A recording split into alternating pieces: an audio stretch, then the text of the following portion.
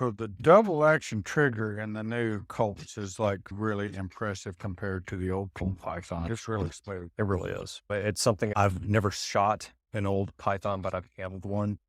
The triggers are leaps and bounds better. One that's not been worked on, a basic production model. You can probably get someone that shot one of these back in the 70s that is a Jerry Mitchell clone that probably like super gun up. But from a production standpoint, they weren't as good as they are now. The other thing I call it a fix is you notice you don't have the hammer, the firing pin on the hammer anymore. That's something, of course, all new revolvers do. And just like everyone else, they have gone to that safe deliver transfer. There's nothing wrong with that. Actually, in a way, it's a good thing because you can dry fire these things now without having to worry about killing the firing bed, I'm glad you pointed that out because again, those commenters, I can't believe you dry fired that my guy. gosh. I knew it was coming and I was going to address that here in a minute, but Yeah, that was a good segue in. There's so much more wear and tear on your gun firing it than there's dry firing it, but conversation for another time.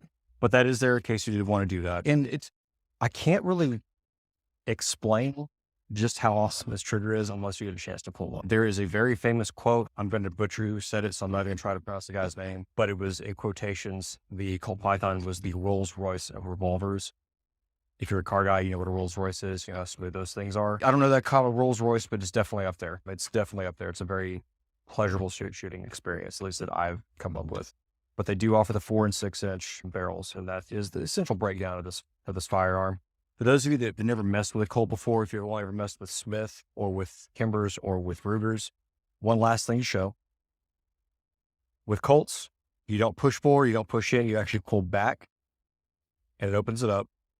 And your notches here go clockwise as opposed to counterclockwise. So if you're used to shooting other revolvers and you ever get your hands on a Colt, something to consider and understand. So when you go to load 1 or 2 rounds, you're not falling in an empty chamber and things of that nature. So that's pretty much the basic rundown.